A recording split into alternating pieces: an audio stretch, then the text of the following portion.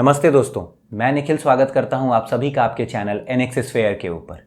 ये वीडियो हमारे मोशन का लेक्चर 2 है और अगर आपने अब तक लेक्चर 1 नहीं देखा है तो सबसे पहले आप उसे कंप्लीट करो। देखिए, ये है हमारा टेबल ऑफ कंटेंट जिसमें अब तक हमने शुरू के 4 टॉपिक्स को कवर कर लिया है और इस वीडियो में हम speed velocity, rate of change of velocity, equation of motion और लास्टली कुछ न्यूमेरिकल्स के साथ अपने वीडियो को एंड करेंगे। चलिए बिना किसी देरी के हम अपने लेक्चर को शुरू करते हैं। चलिए तो हम अपने आज के इस लेक्चर को स्टार्ट करने से पहले अपने पिछले लेक्चर का एक छोटा सा क्विक रिवीजन लेते हैं, ठीक है। सबसे पहले हमने मोशन में 3 अहम चीज़ों के बारे में पढ़ा था।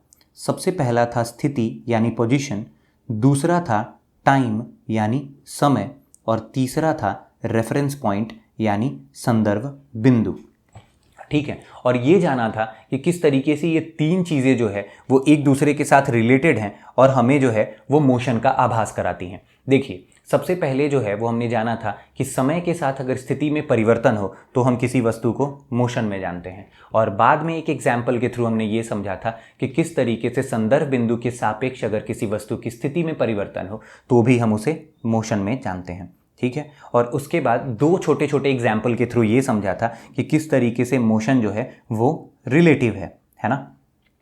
चलिए, और उसके बाद हमने ये जाना था कि स्केलर क्वांटिटीज़ क्या होती हैं और वेक्टर क्वांटिटीज़ क्या होती हैं, ठीक है। आपको याद होगा कि मैंने एक एग्जाम्पल के थ्रू आपको ये बताया था कि अदिश और सदिश राशियाँ किस तरीके से डायरेक्शन के साथ जुड़ी हुई होती हैं, ठीक है। और अपने चैप्टर के लास्ट में हमने जाना था यूनिफॉर्म मोशन के बारे में, यूनिफॉर्म मोशन के बारे में और नॉन यूनिफॉर्म मोशन के बारे में, है ना। 2 एग्जाम्पल लिए थे और यूनिफॉर्म और नॉन यूनिफॉर्म मोशन को समझा था और ये जाना था कि किस तरीके से कोई वस्तु अगर समान समय में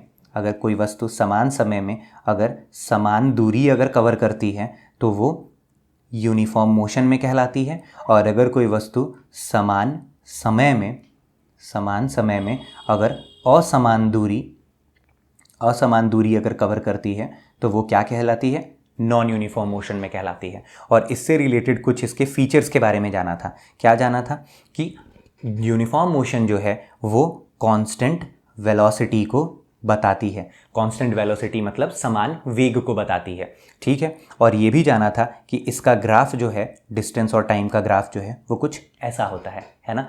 और उसके बाद नॉन यूनिफॉर्म मोशन में हम लोग ये जाना था कि ये वेरिएबल वेलोसिटी को दर्शाता है, मींस परिवर्तनशील वेग को बताता है। और उसके बाद हमने ये जाना था कि ये एक एक्सेलरेटेड मोशन है, मींस त्वरित चाल है। और मैंने आपको ये भी बोला था कि इस त्वरित चाल के बारे में जो है वो डिटेल में हम आज के लेक्चर में जानेंगे। और इसके ग्राफ के बारे में जाना था कि इसका ग्राफ इसके अलावा जो है वो कुछ भी बना दो आप, वो है ये हो गया, या फिर जो है वो आप कुछ ऐसा बना दो, ये हो गया, ठीक है। तो हमने जो है वो अपने पिछले लेक्चर का जो है वो रिवीजन ले लिया है और अब हम आगे बढ़ते हैं, ठीक है।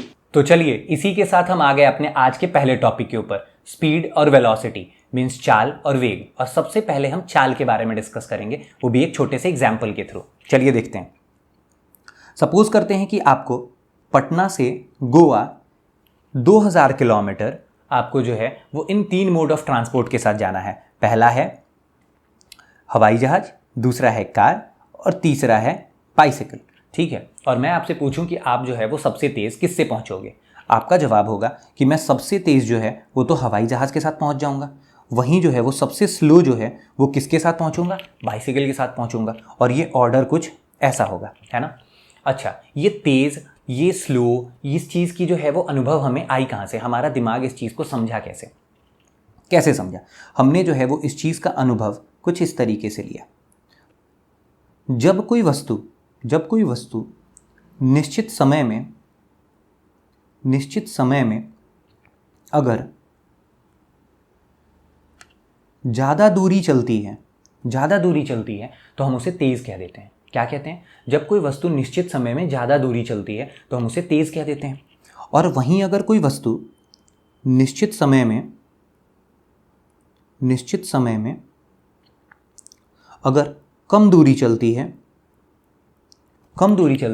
तो हम उसे क्या कहते हैं, हम उसे स्लो कह देते हैं। मतलब असल में हम जो है वो 2 चीज़ों को कंपेयर कर रहे होते हैं। जैसे अगर हमारा प्लेन जो है वो 1 सेकंड में 100 मीटर चल रहा होता, वहीं हमारा कार जो है वो 1 सेकंड में 50 मीटर चल रहा होता, और वहीं अगर जो है वो हमारा बाइसिकल जो है वो 1 सेकंड में 5 मीटर चल रहा होता, तो हम इसी चीज़ को कंपेयर कर रहे हैं। निश्चित समय 1 सेकंड है, जिस 1 सेकंड में हमारा हवाई जहाज जो है वो 100 मीटर चल रहा है, कार जो है वो 50, और वहीं जो है वो बाइसिकल जो है वो 5।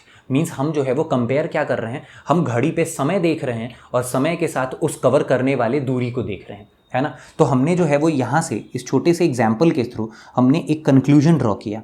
क्या कंक्लूजन या किस निष्कर्ष पे पहुंचे हम, कि हमने जो है वो तुलना की है। तुलना की है किस चीज़ की? तुलना की है समय के साथ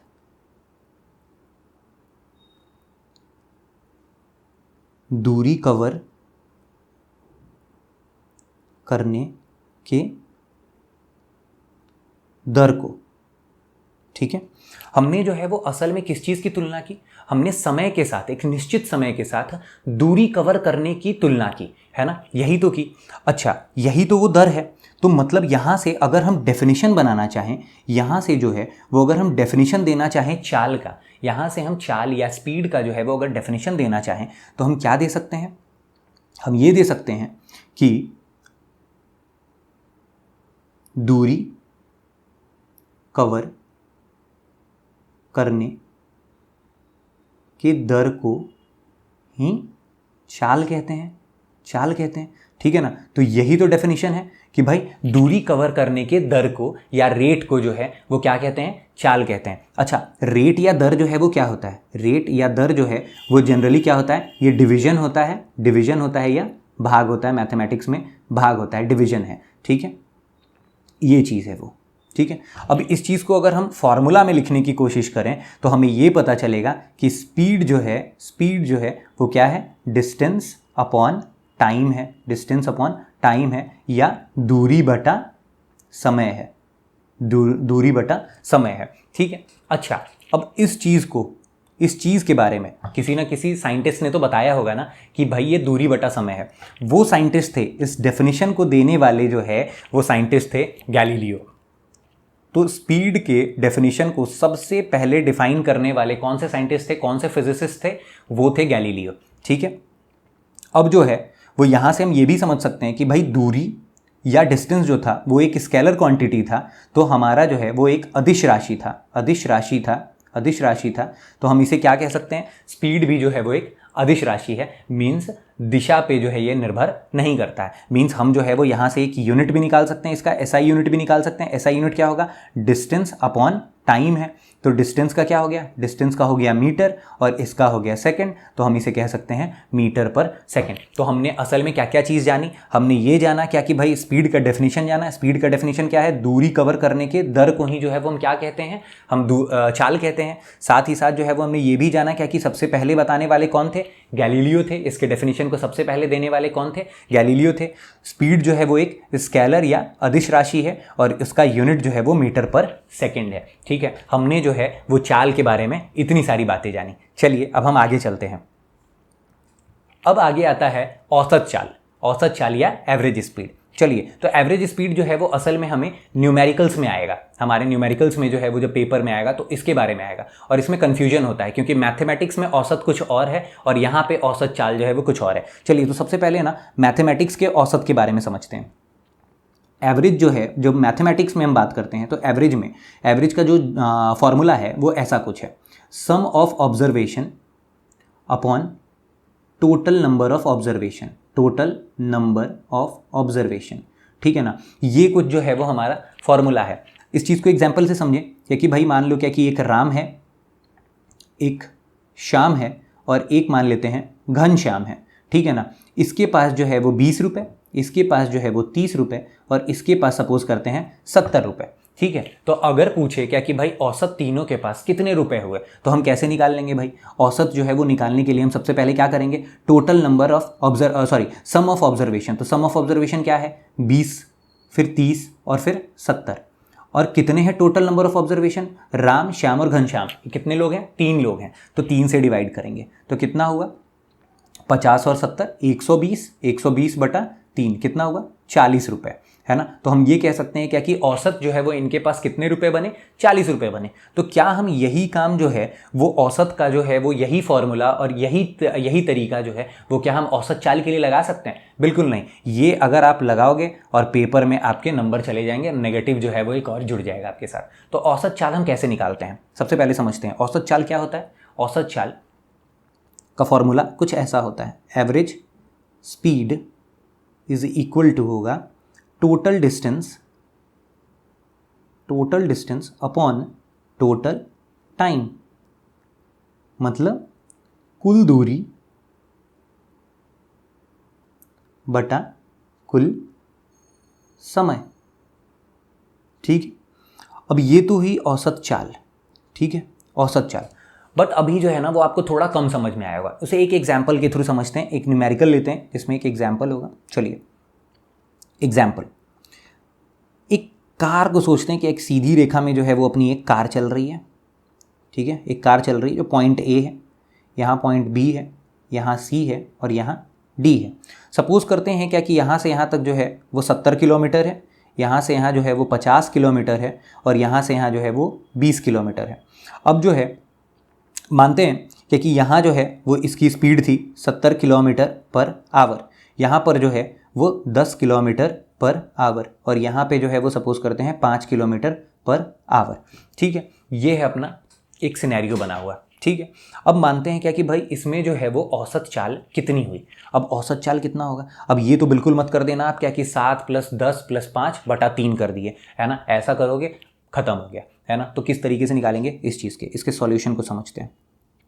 इसका सॉल्यूशन क्या होगा, एवरेज स्पीड क्या होगा। एवरेज स्पीड में जो है उसको सबसे पहले टोटल डिस्टेंस करेंगे। टोटल डिस्टेंस कितना है, 70 किलोमीटर + 50 किलोमीटर + 20 किलोमीटर, यही तो है टोटल डिस्टेंस।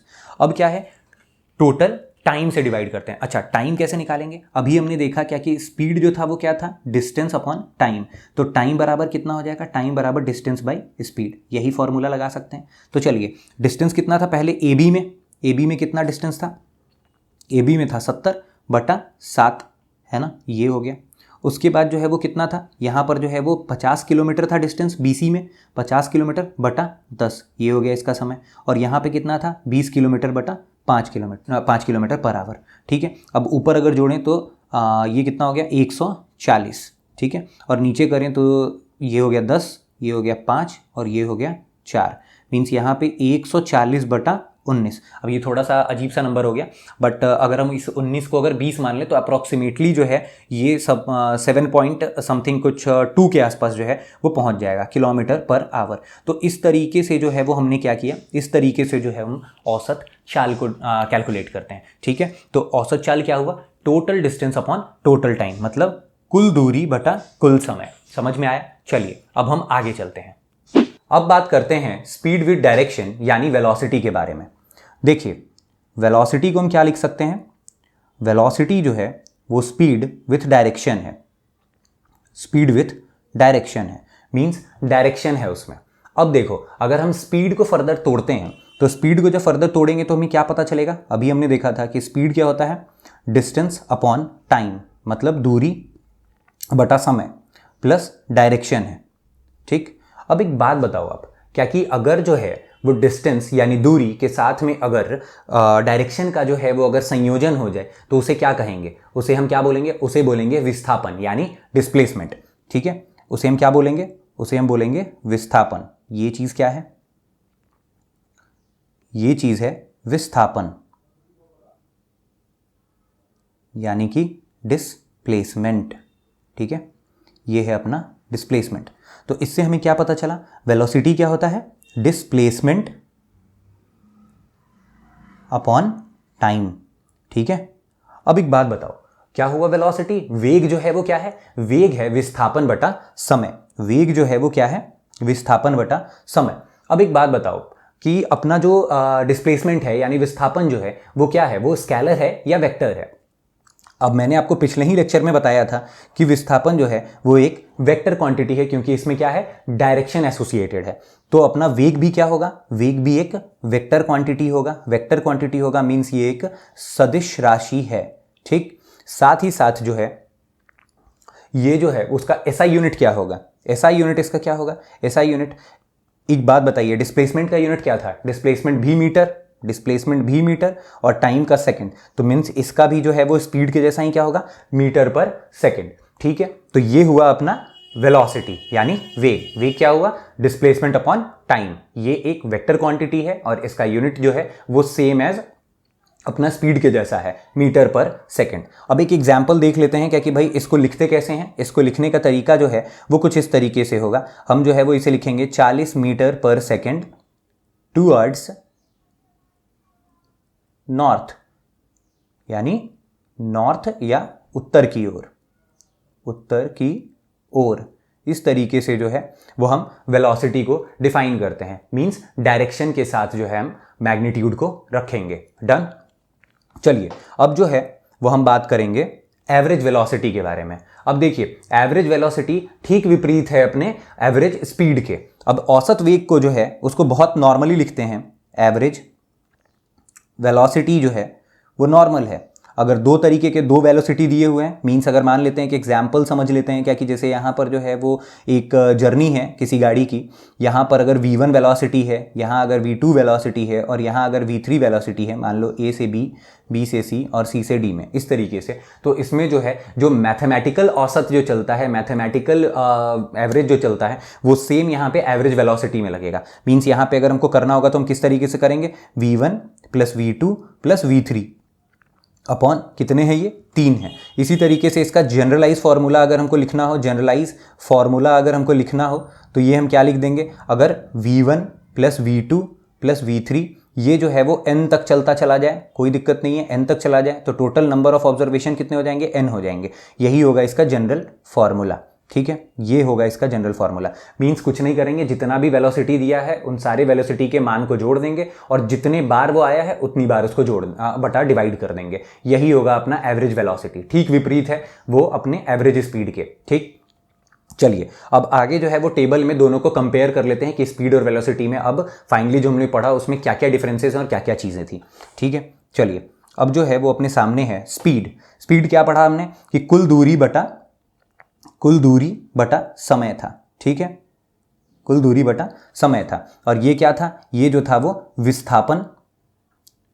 विस्थापन बटा समय था। ठीक, अब चूंकि जो है वो डिस्टेंस जो था वो एक स्केलर क्वांटिटी था तो ये भी क्या होगा, ये भी एक स्केलर क्वांटिटी होगा। और चूंकि विस्थापन जो है वो एक वेक्टर क्वांटिटी है तो ये भी क्या होगा, ये भी एक वेक्टर क्वांटिटी होगा, मतलब सदिश राशि है। इसको जो है वो हम डिस्टेंस के डायरेक्शन के साथ कंसीडर करते हैं। ठीक है, अब जो है अब मैंने आपको बताया था क्या कि स्केलर क्वांटिटी जो है वो पॉजिटिव हो सकता है या जीरो हो सकता है, इसके अलावा नेगेटिव नहीं हो सकता है। तो ये भी जो है वो स्पीड भी क्या होगा, पॉजिटिव होगा या जीरो होगा, इसके अलावा और कुछ नहीं हो सकता। वैसे ही मैंने आपको वेक्टर में बताया था क्या कि ये पॉजिटिव हो सकता है, जीरो हो सकता है, साथ ही साथ जो है वो नेगेटिव भी हो सकता है। तो ये भी एक वेग भी जो है वो एक क्या है, एक वेक्टर क्वांटिटी है। तो ये भी जो है वो पॉजिटिव होगा, जीरो होगा और साथ ही साथ क्या होगा, नेगेटिव होगा। ठीक, अब जैसा हमने पढ़ा था डिस्टेंस और डिस्प्लेसमेंट में, हमने क्या पढ़ा था क्या कि डिस्टेंस जो है वो greater than equal to displacement होता था। हमने बहुत अच्छे से इस चीज़ को जो है वो पढ़ा था एक एग्जाम्पल से। ठीक है ना, वो वैसे ही जो है वो अपना स्पीड भी जो है वो greater than equal to velocity होगा। और ये चीज़ बहुत इंपॉर्टेंट है पेपर पॉइंट ऑफ व्यू से। ठीक है, एसआई यूनिट हमने पढ़ लिया कि एसआई यूनिट मीटर पर सेकंड है और इसका भी एसआई यूनिट जो है वो मीटर पर सेकंड ही है। चलिए अब हम अपने अगले टॉपिक के ऊपर बढ़ते हैं। तो चलिए स्टार्ट करते हैं अपना अगला topic, rate of change of velocity. देखिए इसमें दो चीज़ें लिखी हुई हैं, पहला है रेट ऑफ और दूसरा है चेंज ऑफ वेलोसिटी, मीन्स वेग में परिवर्तन। अब देखिए हमने स्पीड में ये जाना था कि रेट का मतलब क्या होता है, रेट का मतलब होता है डिवीजन, है ना। हमने जो है वो स्पीड में ये जाना था, चाल जब हम पढ़ रहे थे तो हमने ये जाना था क्या कि रेट का मतलब क्या होता है, डिवीजन। और डिवीजन किस चीज़ से, समय के साथ डिवीजन। तो डिवीजन विथ टाइम, समय के साथ जो है वो हम डिवाइड करते हैं, उसी को कहते हैं रेट। अब जो है वो चेंज ऑफ वेलोसिटी मींस वेग में परिवर्तन को जो है वो हम समझते हैं। देखिए अभी हमने पहले ही ये पढ़ा कि भाई वेलोसिटी क्या है, वेलोसिटी जो है वो स्पीड विथ डायरेक्शन है ना। यही चीज़ तो पढ़ा था अभी हमने ये पढ़ा क्या कि वेलोसिटी जो है वो चाल प्लस दिशा है। ठीक है, अब एक बात बताओ, अगर कोई चीज़ जो है, जो वेग जो है वो स्पीड प्लस अगर डायरेक्शन है तो उसमें बदलाव कैसे कैसे दिखेगा, उसमें या तो जो है वो चाल के साथ बदलाव दिखे, या फिर जो है वो दिशा के साथ बदलाव दिखे, या दोनों के साथ बदलाव दिखे, है ना। तो चलो, अगर जो है ये चाल में परिवर्तन देखने को मिलेगा या चेंज इन स्पीड देखने को मिलेगा, तो कैसा देखने के लिए मिलेगा, तो या तो हमारा जो है वो चाल बढ़ेगा, स्पीड बढ़ेगा, या स्पीड घटेगा। तो मतलब मैंने आपको क्या बोला, क्या कि अगर कोई वस्तु जो है अगर 4 मीटर पर सेकंड से अगर चल रही थी, तो अगर वो 5 मीटर पर सेकंड से चलने लगे तो वो क्या है, उसके चाल में परिवर्तन है, वो भी इंक्रीमेंट होके, ठीक है। या फिर मैं आपको अगर ये बोलूं कि अगर कोई वस्तु जो है वो 4 मीटर पर सेकंड से चल रही थी तो वो 3 मीटर पर सेकंड से चलने लगी, तो उसमें जो है वो क्या है, चाल में परिवर्तन है, बट डिक्रीमेंट होके, मीन्स क्या है, घट के जो है, ठीक है। तो अब हमें क्या पता चला, क्या कि स्पीड में चेंज अगर होगा, अगर स्पीड में इंडिविजुअली चेंज हुआ तो भी वेग में परिवर्तन हो जाएगा। मींस अगर कोई वस्तु जो है वो 3 किलोमीटर पर आवर से जो है वो अगर ईस्ट की दिशा में चल रही है, और अगर वो अपना स्पीड जो है वो चेंज करके अगर 4 किलोमीटर पर आवर कर लेती है उसी दिशा में, फिर भी हम क्या बोलेंगे, वेग में परिवर्तन आ गया, ठीक। और दूसरा क्या है, दिशा में परिवर्तन। अब दिशा में परिवर्तन किस तरीके से आएगा, दिशा जो है, अब वो जो है वो 3 मीटर पर सेकंड के स्पीड से जो है वो अगर उत्तर दिशा में जा रही थी, अब वो जो है वो उत्तर दिशा से पश्चिम दिशा की ओर घूम गए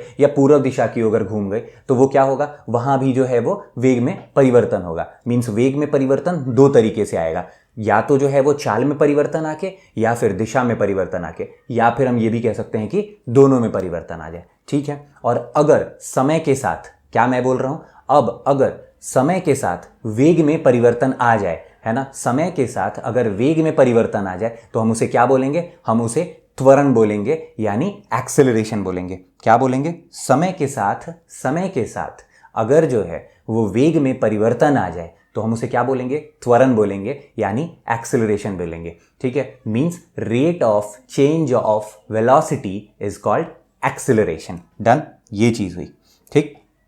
अब आगे चलते हैं, अब थोड़ा समझते हैं, हमने बहुत सारे रेट्स के बारे में पढ़ लिया है ना, एक बार रिवाइज करते हैं। देखिए, हमने सबसे पहली चीज पढ़ी थी डिस्टेंस, फिर पढ़ा डिस्प्लेसमेंट, और फिर पढ़ा टाइम यानी समय। तो दूरी, विस्थापन और समय, यही चीज थी। अब सबसे पहली बात क्या थी, अगर rate of change of distance होगा तो समझो मेरी बात को, डिस्टेंस में रेट से डिवाइड करेंगे, रेट मतलब क्या, टाइम से डिवाइड, है ना। तो अगर डिस्टेंस में है ना, दूरी में अगर समय से डिवाइड करेंगे तो क्या मिलेगा, हमें स्पीड मिलेगा यानी चाल मिलेगा, ठीक है, हमें स्पीड मिलेगा यानी चाल मिलेगा। डन। उसके बाद जो है वो हमने पढ़ा कि rate of change of displacement, ठीक है, डिस्प्लेसमेंट, ठीक है। अब डिस्प्लेसमेंट मीन्स विस्थापन में समय के साथ बदलाव, तो हम इसको क्या समझेंगे, डिस्प्लेसमेंट, है ना, डिस्प्लेसमेंट। और रेट मतलब क्या, डिवीजन, तो डिवीजन विथ टाइम। अगर जो है वो डिस्प्लेसमेंट के साथ में अगर होगा तो उसे हम क्या बोलेंगे, उसे हम बोलेंगे वेलोसिटी यानी वेग, ठीक है। और अगर वेग में ही परिवर्तन आ जाए समय के साथ, है ना, अब जो है वो क्या होगा, rate of change of velocity हो जाए तो हम उसे क्या बोलेंगे, वेलोसिटी में डिवाइडेड बाई टाइम अगर हो जाए तो हम उसे क्या बोलेंगे, हम उसे बोलेंगे एक्सिलरेशन मीन्स त्वरण, है ना, त्वरण। और एक चीज और आएगा जो आगे अभी हम पढ़ेंगे, ठीक है। तो होपफुली आपको रेट ऑफ चेंज ऑफ समझ में आया हो। रेट ऑफ चेंज ऑफ अगर दूरी के साथ हो जाए तो वो स्पीड होगा, रेट ऑफ चेंज ऑफ अगर विस्थापन के साथ हो जाए तो वो वेलोसिटी होगा यानी वेग होगा, और अगर जो है वो वेलोसिटी के साथ अगर रेट जुड़ जाए तो वो क्या होगा, एक्सेलरेशन होगा। अभी एक्सेलरेशन के साथ भी जुड़ेगा, वो चीज जो है वो हम आगे देखते हैं। चलिए, अब मैंने आपको बोला था कि जब मैं आपको एक्सेलरेशन बताऊंगा तो मैं आपको इस पर्टिकुलर टॉपिक के बारे में, यहां पे नॉन यूनिफॉर्म में जो ये एक्सेलरेटेड मोशन कैसे होता है, नॉन यूनिफॉर्म मोशन, उसके बारे में मैंने बोला था क्या कि आपको बताऊंगा। चलिए, तो इस चीज को जरा सा समझते हैं, ठीक है। अब देखो, मैंने बोला था नॉन यूनिफॉर्म मोशन, ठीक है, मैंने क्या पढ़ाया था आपको, नॉन यूनिफॉर्म मोशन। और नॉन यूनिफॉर्म मोशन की विशेषता मैंने आपको क्या बताई थी, मैंने आपको बताया था कि अगर समान समय में अगर असमान दूरी हो, ठीक है, असमान दूरी हो। ये चीज़ आपको याद है। अच्छा, अगर असमान दूरी हुई तो हमने क्या बोला था उसको, हमने बोला था क्या कि ये जो है वो वेरिएबल वेलोसिटी है, वेरिएबल वेलोसिटी है। अब वेरिएबल वेलोसिटी मतलब क्या, परिवर्तनशील वेग है, मींस वेग बदल रहा है, वेग बदल रहा है, मींस क्या है, चेंज इन वेलोसिटी है। ये चीज़ क्या है, चेंज इन वेलोसिटी है। ठीक है, अब देखो अब आप मुझे ये बताओ क्या कि अगर वेग में परिवर्तन आया तो ये दो कारण से आया होगा। कैसे कैसे आया होगा, या तो स्पीड में परिवर्तन आके, है ना, तो स्पीड बढ़ा होगा या घटा होगा, या फिर जो है वो दिशा बदली होगी, मींस डायरेक्शन के कारण आया होगा, दिशा के कारण आया होगा। अच्छा, कुछ भी हो जाए, अगर किसी भी तरीके से अगर जो है वो हमारा वेग बदल जाए, अगर किसी भी तरीके से समय के साथ अगर वेग बदलेगा तो वो क्या कहा जाएगा, एक्सेलरेशन कहा जाएगा। तो क्या हम नहीं कह सकते हैं क्या कि भाई अगर वेग बदला था, मींस अगर वेग में परिवर्तन आया था, वेरिएबल वेलोसिटी थी, तो वो जो है वहां पे एक्सेलरेशन आया होगा, त्वरण आया होगा। तो क्या ये एक्सेलरेटेड मोशन है या नहीं है। अब आपको शायद समझ में आया हो क्या कि क्यों जो है वो नॉन यूनिफॉर्म मोशन एक एक्सेलरेटेड मोशन है ना। चलिए अब हम आगे देखते हैं। अब हमने एक्सेलरेशन में क्या क्या बातें पढ़ी। हमने पढ़ा कि rate of change of velocity क्या होता है, हमने पढ़ा कि rate of change of velocity क्या होता है, वो होता है त्वरण यानी एक्सेलरेशन। ठीक है, अब हमने ये समझा था कि भाई एक्सेलरेशन क्या होता है, एक्सेलरेशन वेलोसिटी बाई टाइम होगा। और वेलोसिटी कैसा है, वेलोसिटी अगर वेक्टर है, वेलोसिटी अगर वेक्टर है तो एक्सेलरेशन कैसा होगा, एक्सेलरेशन भी वेक्टर ही होगा। तो एक्सेलरेशन भी अपना कैसा है, वेक्टर है, यानी सदिश राशि है। सदिश मतलब इसके साथ दिशा जुड़ी हुई है। तो एक्सेलरेशन किस दिशा में हो रही है ये इंपॉर्टेंट है। ठीक है, और अगर एक बात बताओ, अगर दिशा जुड़ गई, अगर वेक्टर क्वांटिटी हो गई, तो वेक्टर के बारे में मैंने आपको क्या बताया था, वेक्टर जो है वो पॉजिटिव हो सकता है, वेक्टर जो है वो जीरो हो सकता है, और वेक्टर जो है वो नेगेटिव हो सकता है। ठीक है, तो वही बात है। तो अब वेक्टर क्वांटिटी है, तो अगर एक्सेलरेशन पॉजिटिव होगा तो वो जिस दिशा में वेग होगी उसी दिशा में जो है वो एक्सेलरेशन होगा। मींस ये अगर गाड़ी का जो है वो दिशा अगर इस दिशा में अगर वो जा रही है, वेलोसिटी अगर इस दिशा में है, वेग अगर इस दिशा में है, तो एक्सेलरेशन भी उसी दिशा में होगा।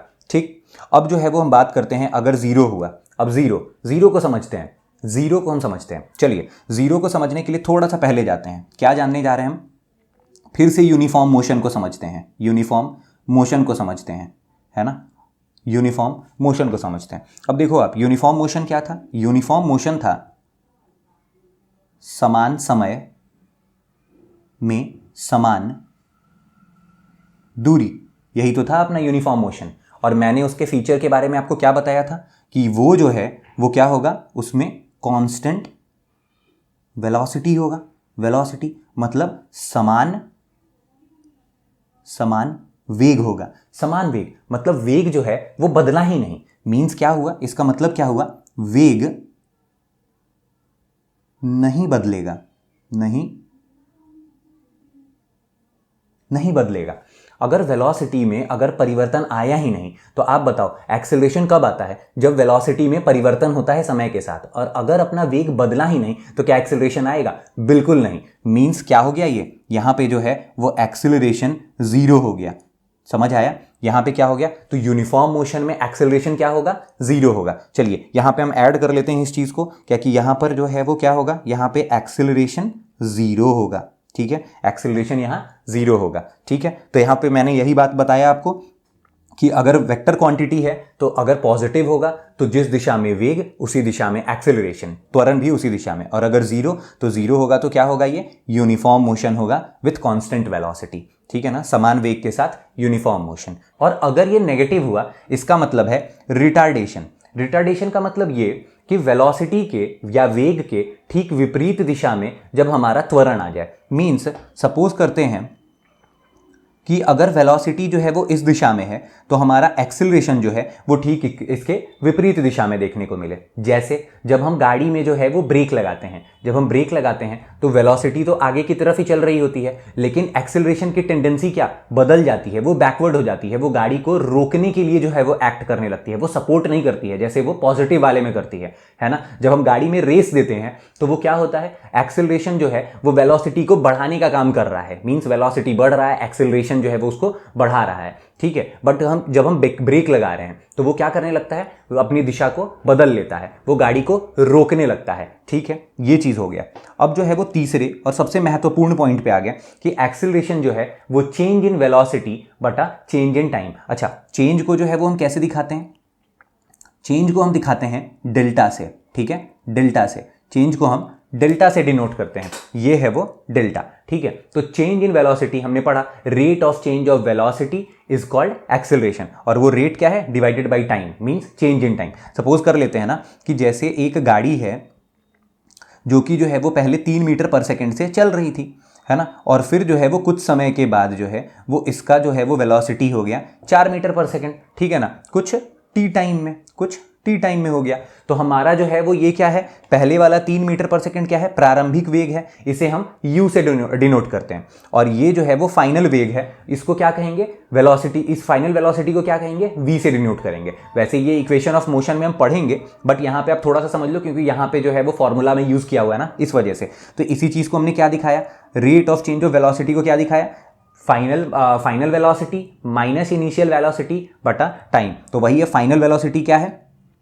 फाइनल वेलोसिटी है v, और u जो है वो क्या है? इनिशियल वेलोसिटी है, ठीक है, बाय टाइम, ठीक है। तो ये हो गया आपका एक्सेलरेशन, ठीक है। अब यूनिट क्या है भाई? यूनिट जो है वो एक्सेलरेशन जो है वो वेलोसिटी बाय टाइम है। तो वेलोसिटी का क्या हो गया? वेलोसिटी मीटर पर सेकंड हुआ अपॉन सेकंड हुआ, तो ये क्या हो गया? मीटर पर सेकंड स्क्वायर, ठीक है। तो यहां से हमें जो है वो ऐसा यूनिट समझ आया क्या कि क्या है भाई? ये मीटर पर सेकंड स्क्वायर। चलिए अब हम जानते हैं अगली चीज को, वो है जर्क या जोल्ट। अब देखिए, मैंने आपको वहां पे पीछे बोला था जब मैं रेट्स को डिस्कस कर रहा था, डिफरेंट रेट्स को, तो अब देखिए इसमें जब एक्सेलरेशन में रेट ऑफ चेंज देखने को मिलेगा उसे हम कहेंगे जर्क। मैंने बोला था वहां पे क्या कि एक चीज छूट रहा है, वो यही है, जर्क या जोल्ट जो है वो क्या होता है? जब एक्सेलरेशन में रेट ऑफ चेंज देखने को मिलेगा तो हम उसे जर्क बोलेंगे, ठीक है। अब वही चीज जो है वो rate of change of acceleration with change in time, ये क्या है? डेल्टा है। डेल्टा मींस क्या होता है? चेंज होता है। अब एसआई यूनिट क्या है? मीटर पर second cube.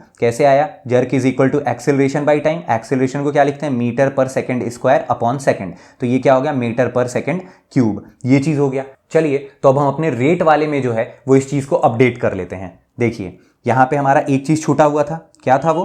Rate of change of acceleration जो है वो क्या हो जाएगा? ये हो जाएगा जर्क या जोल्ट, ठीक है ना, जर्क या जोल्ट। इसका एसआई यूनिट क्या था? मीटर पर सेकंड क्यूब, ठीक है। ये जो है वो पेपर में बहुत बार आता है कि जर्क क्या होता है, तो rate of change of acceleration is called jerk या जोल्ट, और इसका यूनिट जो है वो क्या हो गया? मीटर पर सेकंड क्यूब। चलिए तो अब हम अपने अगले टॉपिक की ओर बढ़ते हैं। चलिए तो अब बात करते हैं इक्वेशन ऑफ मोशन यानी गति के समीकरण की। देखिए क्लास 9th का ये टॉपिक है, ठीक है, बट वहां पे ना हमें इसके डेरिवेशन को समझना होता है, बट हमें कंपटीशन में इस डेरिवेशन को जानने की कोई ज़रूरत नहीं है। हमें क्या क्या समझना है, फिर हमें कौन कौन से इक्वेशन है उसके बारे में समझना है, और दूसरा जो है वो सबसे इंपॉर्टेंट है न्यूमेरिकल्स, और वो न्यूमेरिकल हमसे बनने चाहिए, बस बात खत्म, ठीक है। तो चलिए देखते हैं इक्वेशन ऑफ मोशन जो है वो क्या होता है। 3 इक्वेशन ऑफ मोशन है, ठीक है ना। अब पहला इक्वेशन ऑफ मोशन है आपका v is equal to u plus a t, दूसरा है s is equal to u t plus half a t square, और तीसरा है आपका v square is equal to u square plus 2as। अब देखिए ये आपको पहले से पता होगा, बट पेपर में पता है किस तरीके से पूछेगा? पेपर में पूछेगा फर्स्ट इक्वेशन ऑफ मोशन कौन सा, और ये 3 और एक तीसरा और एक चौथा जो है वो कुछ और दे देगा। अब यहां पे हो जाएगा समस्या, क्योंकि अब आपको तीनों तो याद है बट पहला दूसरा तीसरा ये याद ही नहीं है, ठीक है। तो देखो अब हम इसे याद कर लेते हैं। देखो दोनों साइड से अगर आप नोटिस करोगे तो v का इक्वेशन है, मींस लेफ्ट हैंड साइड में दोनों तरफ जो है वो क्या है? v है, ठीक है ना, दोनों एंड पे, पहले और तीसरे में, और बीच में क्या है? s है, ठीक है ना। तो बीच वाला तो बिल्कुल ऑड वन आउट हो गया, तो इस तरीके से हम याद कर लेंगे क्योंकि भाई बीच में जो है वो तो s का इक्वेशन है, तो हमारे लिए दूसरा वाला क्लियर हो गया, s is equal to u t plus half a t square. अब पहला वाला कैसे क्लियर होगा? देखो पहला भी v और दूसरा भी v का इक्वेशन, मीन लेकिन पहला जो आ रहा है वो सिर्फ v है, और दूसरा जो है जो आ रहा है मीन्स वैसे इक्वेशन में तीसरा वो जो आ रहा है वो क्या है? v स्क्वायर है। तो अब याद हो गया, पहला v फिर s और फिर v स्क्वायर, ठीक है ना, इस तरीके से। तो पहला क्या है? v is equal to u plus a t, दूसरा क्या है, दूसरा जो है वो s is equal to u t plus half a t square, और तीसरा क्या है v square is equal to u square plus 2as। ठीक है, इस तरीके से याद हो गया। अब समझ लेते हैं कि भाई ये v क्या है, u क्या है, a क्या है, t क्या है। ठीक है, अब देखो u जो है वो है इनिशियल वेलोसिटी यानी प्रारंभिक वेग, और v क्या है, फाइनल वेलोसिटी यानी अंतिम वेग। देखिए सपोज करते हैं एक गाड़ी चल रही है ना, पहले 3 मीटर पर सेकंड से चल रही थी, है ना, और थोड़ा सा एक्सिलरेशन बढ़ा दिया हमने थोड़ी सी जो है वो रेस दे दी, तो गाड़ी जो है वो अब 5 मीटर पर सेकंड से चलने लगी। ठीक है, तो यहाँ पे जो है वो हमारा क्या कहते हैं, इनिशियल वेलोसिटी यानी प्रारंभिक वेग क्या होगा, पहले किस चीज़ से चल रही थी, प्रारंभ में क्या थी 3 मीटर पर सेकंड, और बाद में अंतिम में क्या हो गए 5 मीटर पर सेकंड। तो ये समझ में आ गया। ठीक है, अब s क्या है, s जो है वो डिस्प्लेसमेंट है यानी विस्थापन है। ठीक है, a क्या है, a जो है वो एक्सेलरेशन है यानी त्वरण है, और t क्या है, t जो है वो समय है। ठीक है, तो होपफुली आपको जो है वो इक्वेशन ऑफ मोशन समझ में आ गया होगा। बट अब इंपॉर्टेंट क्या है, अब इंपॉर्टेंट है न्यूमेरिकल्स बनाना। ठीक है, अब हम थोड़ा 2-3 न्यूमेरिकल बनाएंगे और उसके बाद समझेंगे। तो चलिए न्यूमेरिकल पे आते हैं। चलिए तो अब कुछ न्यूमेरिकल सॉल्व करते हैं। देखिए ये है हमारा पहला न्यूमेरिकल। क्या है इसमें, स्थिर अवस्था में एक वस्तु को त्वरित किया गया और उसने 6 मिनट तक यात्रा की। वस्तु को प्रदान किया गया निरंतर त्वरण 2 मीटर पर सेकेंड स्क्वायर था। रुकने से पहले वस्तु का अंतिम वेग ज्ञात कीजिए, मींस फाइनल वेलोसिटी ज्ञात कीजिए। साथ ही अंतिम वेग ज्ञात करने के लिए प्रयुक्त गति के समीकरण का उत्तर दीजिए। ठीक है, तो देखो ये तो क्वेश्चन था। पूछा क्या क्या, सबसे पहले पूछा फाइनल वेलोसिटी यानी अंतिम वेग, और दूसरा पूछा क्या कि अंतिम वेग जो है वो ज्ञात करने के लिए हमने किस इक्वेशन ऑफ मोशन का जो है वो यूज किया। ठीक है, अब क्वेश्चन बनाते हैं। देखिए क्वेश्चन बनाने से पहले मैं आपको कुछ नोट में बताने की कोशिश करूंगा, क्या कि भाई सबसे इंपॉर्टेंट क्या है। सबसे इंपॉर्टेंट ये है कि जब भी हम न्यूमेरिकल्स बनाएंगे, स्पेशली फिजिक्स में, मैथ्स में भी ये चीज़ लागू होता है ना, ये चीज़ क्या है कि हम हमेशा जो है वो यूनिट्स के ऊपर ध्यान रखेंगे। यूनिट्स माने इकाई के ऊपर जो है वो हम हमेशा ध्यान देंगे कि हमसे जो है वो किस चीज़ के बारे में पूछ रहा है। ठीक है ना, तो यूनिट्स के बारे में जो है वो हम हमेशा याद रखेंगे कि यूनिट्स हमेशा जो है वो पूरे क्वेश्चन में जब भी हम न्यूमेरिकल बनाएंगे तो यूनिट्स जो है वो सेम होने चाहिए। ठीक है, चलिए अब जो है वो हम क्वेश्चन बनाने की कोशिश करते हैं, फाइंड आउट करते हैं कि कौन सा इक्वेशन लगाएंगे और क्या क्या चीज़ें दी हुई हैं। तो सबसे पहले जो है वो दी हुई चीज़ें क्या क्या हैं, पहले जो है वो हम उस चीज़ के बारे में समझते हैं। देखो अगर कोई वस्तु जो है वो स्थिर थी, अगर कोई वस्तु पहले स्थिर थी तो स्थिर चीज का जो है वो वेलोसिटी कितना होगा, आप बताओ। स्थिर चीज जो है वो रुकी हुई है, और रुकी हुई चीज तो वेलोसिटी क्या है उसकी 0 है, हमने ये पहले पढ़ा था। तो भाई प्रारंभिक वेग जो है वो किसी वस्तु का कितना है, 0 है, क्योंकि वो स्थिर है। ठीक है ना, क्या है ये, रेस्ट में है, इस वजह से। अब देखिए टाइम कितना दिया है, 6 मिनट तक, है ना, तो टाइम कितना दिया, 6 मिनट। ठीक है, अब दूसरा क्या है, इसका त्वरण जो है वो कितना है, एक्सेलरेशन कितना है, 2 मीटर पर सेकेंड स्क्वायर दिया हुआ है। और रुकने पर जो है वो इसका, रुकने से पहले जो है वो अंतिम वेग का जो है वो पूछ रहा है क्वेश्चन में, क्या कि अंतिम वेग कितना था। तो अंतिम वेग क्या है, फाइनल वेलोसिटी, और फाइनल वेलोसिटी क्या पूछ रहा है, फाइनल वेलोसिटी ही तो पूछ रहा है। ठीक है, अब हम अपने तीनों इक्वेशन ऑफ मोशन को लिखते हैं, क्या कि भाई कौन सा जो है वो इसमें यूज होगा। देखो पहला कौन सा था, v is equal to u plus a t, दूसरा कौन सा था, s is equal to u t plus half a t square. ठीक है ना, और तीसरा कौन सा था, v square is equal to u square plus 2as। अब देखते हैं क्या कि कौन सा यूज होगा। ठीक है ना, देखो मैं जो है वो पहले ऐसे ही करता था जिससे मुझे ये याद हो जाता था। आप भी जब न्यूमेरिकल बहुत सारे लगाओगे तो आपको भी ये पता चल जाएगा, वैसे देख के ही पता चल जाएगा, बट अभी जो है वो सीख लेते हैं किस तरीके से लगेगा, अगर बाई चांस पेपर में ना समझ में आए तो। ठीक है, देखो u दिया है हमारे पास में, सबसे पहला क्या दिया हुआ है, u दिया हुआ है। तो सबसे पहले हम देखते हैं, इसमें u दिया, इसमें u दिया, और इसमें भी u है। ठीक, अब जो है वो टाइम, अब देखो इसमें भी टाइम है, इसमें भी टाइम है, बट टाइम जो है वो इसमें नहीं है। ठीक है, अब एक्सेलरेशन, देखो इसमें भी एक्सेलरेशन, इसमें भी एक्सेलरेशन, और इसमें भी एक्सेलरेशन। दूसरे वाले इक्वेशन को देखिए, दूसरे वाले इक्वेशन में जो है वो टाइम दिया हुआ था, लेकिन इसमें जो है वो किस चीज़ का इक्वेशन है, ये डिस्प्लेसमेंट का इक्वेशन है, s निकलेगा यहाँ से, तो हमारी ये काम का नहीं है। अब तीसरे वाले इक्वेशन को देखते हैं, देखो यहाँ से फाइनल वेलोसिटी तो निकलेगा, अंतिम वेग जो है वो तो निकल जाएगा, बट यहाँ पर जो है वो जरूरत किसकी है, डिस्प्लेसमेंट की, और डिस्प्लेसमेंट जो है वो हमें क्वेश्चन में दिया हुआ नहीं है, ठीक है। तो यहाँ से जो है वो ये भी जो है वो खत्म हो गया। अब बचा क्या, देखो पहला वाला इक्वेशन, देखो पहला वाला इक्वेशन क्या है, v is equal to u plus a t, इसमें 3 चीज दिया हुआ है, एक चीज पूछ रहा है, तो आराम से निकाल लेंगे। तो इसी इक्वेशन को हम यूज करेंगे। तो सबसे लास्ट वाले क्वेश्चन का जो है वो हमें आंसर मिल गया। हम कौन सी इक्वेशन ऑफ मोशन को यूज कर रहे हैं, हम फर्स्ट इक्वेशन ऑफ मोशन को जो है वो यूज कर रहे हैं, ठीक है। अब देखिए, अब इस क्वेश्चन को हम सॉल्व करते हैं। कैसे करेंगे, v is equal to u plus a t, normal लिखा।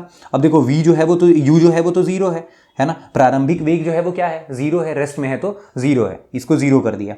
अब जो है वो v इज इक्वल टू क्या लिखेंगे, ए टी है, ए कितना था अपना, ए जो है वो 2 है, और टाइम कितना है 6 मिनट। अब अगर आपने यहाँ 6 मिनट रख के अगर 12 जो है वो निकाल लिया, और यहीं पे आपका आंसर हो गया गलत। क्यों, क्योंकि मैंने आपको सबसे पहले क्या बताया कि यूनिट्स जो हैं वो सेम होने चाहिए, ठीक है। तो ये काम हम बिल्कुल नहीं करेंगे। तो हम करेंगे क्या, इस चीज़ को समझिए। हम जो है वो करेंगे कुछ इस तरीके से। एक्सेलरेशन कितना था, एक्सेलरेशन था 2, और टाइम कितना है, टाइम है 6 मिनट्स। तो मिनट को हम किस चीज़ में चेंज करेंगे, सेकंड में। मिनट को किस चीज़ में चेंज करेंगे, सेकंड में। तो सेकंड में चेंज करने के लिए हमें किस चीज़ से मल्टीप्लाई करना पड़ेगा, 60 से, ठीक है। तो अब जो है वो क्या हो गया, अब जो है वो यहाँ पे अगर हम मल्टीप्लाई करें तो कितना हो गया, 6 6 36 हो गया, और 36 दूना 72 हो गया, मीन्स 720 मीटर पर सेकेंड। तो ये जो है वो आपका फाइनल वेलोसिटी है, ठीक है ना। तो ये हो गया आपका आंसर। एक आंसर ये हुआ, और दूसरा हमने किस चीज़ को यूज़ किया, फर्स्ट इक्वेशन को जो है वो यूज़ किया, ठीक है ना। तो ये हो गया इस क्वेश्चन का जवाब, ठीक है। अगले क्वेश्चन पे चलते हैं।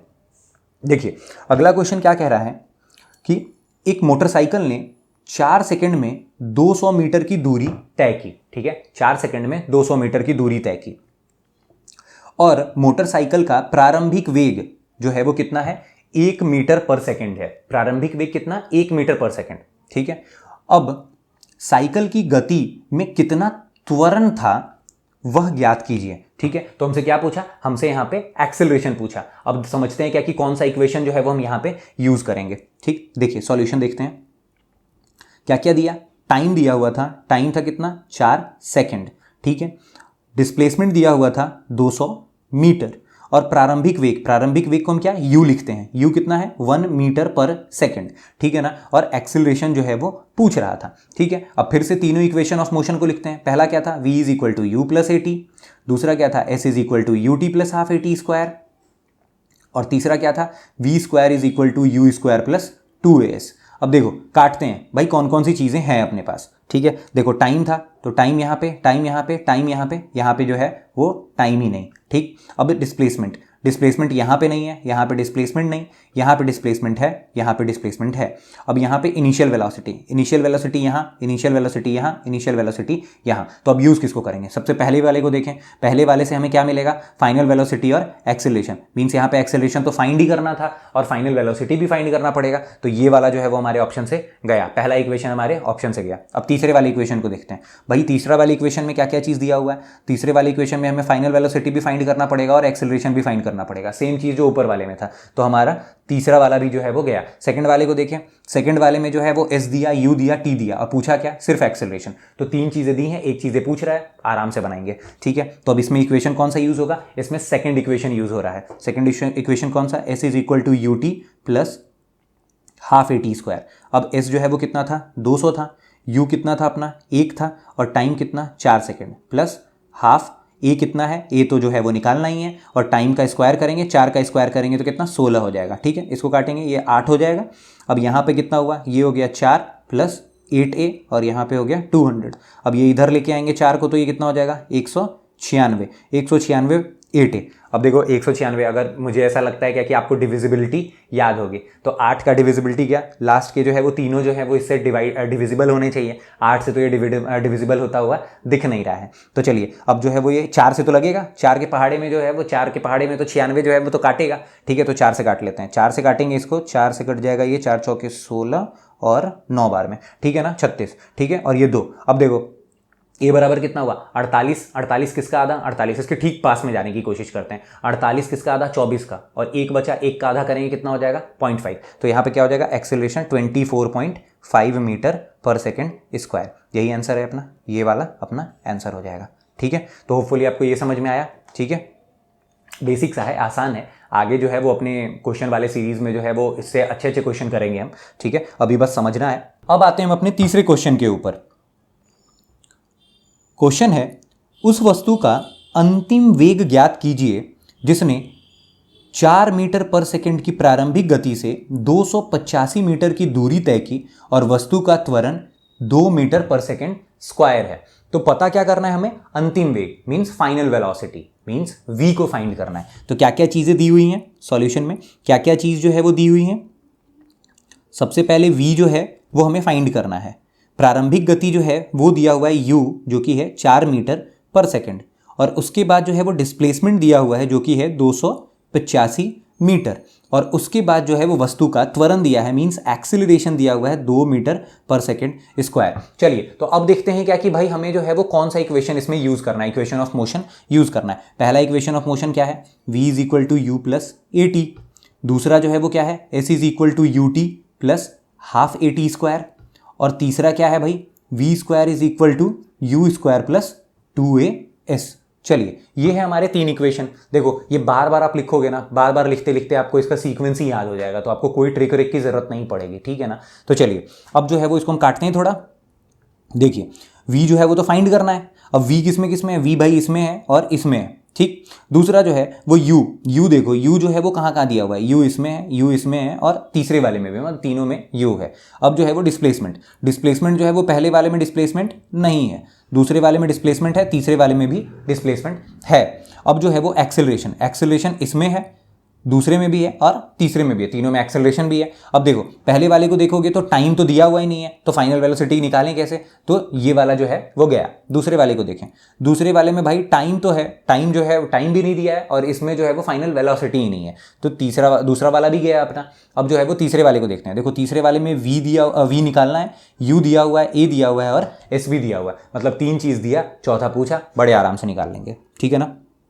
v square is equal to u square plus 2as means तीसरा वाला इक्वेशन जो है वो यूज हो रहा है। चलिए v स्क्वायर जो है वो तो वैसे ही रहेगा, u स्क्वायर जो है u मतलब 4 का स्क्वायर प्लस 2 इंटू a कितना है? 2 गुना 285, ठीक है ना। यूनिट सबके सेम है, तो ये चीज़ मैं देखता चल रहा हूँ, क्योंकि मैं जो है वो ऊपर में ही सबके यूनिट्स लिख के ही चल रहा हूँ क्या कि भाई क्या यूनिट है। आप भी इसी तरीके से लिख के चलना ताकि जो है वो इनिशियल में गलती ना हो, ठीक है। अब चलिए यहाँ पे क्या हो गया? ये 16 हुआ यहाँ पे। अब 285 को डबल करते हैं, 285 का पहले डबल करते हैं, 200 का 400 और 85 का डबल कितना हो जाएगा? 170। तो 400 और 170 कितना हो गया? 570, ठीक है ना। अब यहाँ से आ गया मेरा 570। अब 570 का डबल करेंगे, 500 का 1000 और 70 का 140 मीन्स कितना हो गया? 1140, ठीक, 1140। ऐसे ही आप भी जो है वो कैलकुलेशन, मैं आपको मैथ्स में ऐसे ही कैलकुलेशन जो है वो थोड़ी बहुत करके दिखाऊंगा, आप भी वैसे ही कैलकुलेशन जो है वो सीखना, ठीक है।